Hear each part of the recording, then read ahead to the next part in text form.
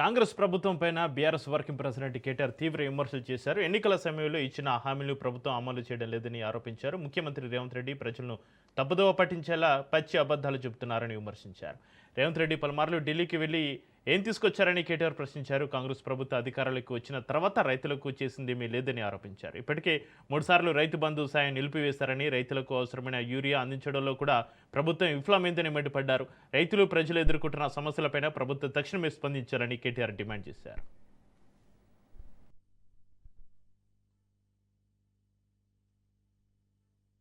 తెలంగాణ రణక్షేత్రంలో ఎప్పుడు ఎలక్షన్లు వస్తాయా, ఎప్పుడు కొదమ సింహాల్లాగా దుంకి మరి అటు కాంగ్రెస్ ఇటు బీజేపీని మట్టి గరిపిద్దామా అన్నట్టుగా ఉన్న కొదమ సింహాల్లాగా మీరందరూ కూడా కనబడతా ఉన్నారు. 2.5 సంవత్సరాలు అయింది మన పార్టీ అధికారం కోల్పోయి. కానీ పోయింది అధికారం మాత్రమే, ప్రజల అనురాగం పోలేదు.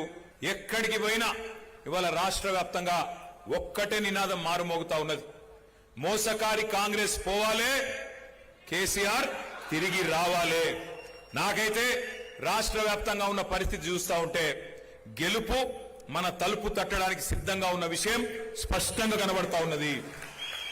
క్యాలెండర్ ఎప్పుడు మారుతుందా, ఎప్పుడు 2028 వస్తుందా, ఎప్పుడు తిరిగి కేసీఆర్ గారు ముఖ్యమంత్రిగా మళ్ళీ తెలంగాణను పట్టాలెక్కిస్తారా అనేదే ఇవాళ రాష్ట్ర వ్యాప్తంగా అందరూ కూడా చూస్తా ఉన్నారు. ఒకటి, మీ పోరాటాలు, ఎక్కడికక్కడ మీరు చేస్తున్న కార్యక్రమాలు మరి ఇవాళ ప్రతి ఒక్కరిలో ఒక ధైర్యాన్ని నింపుతున్నది, కొండంత నమ్మకాన్ని కూడా నింపుతా ఉన్నది.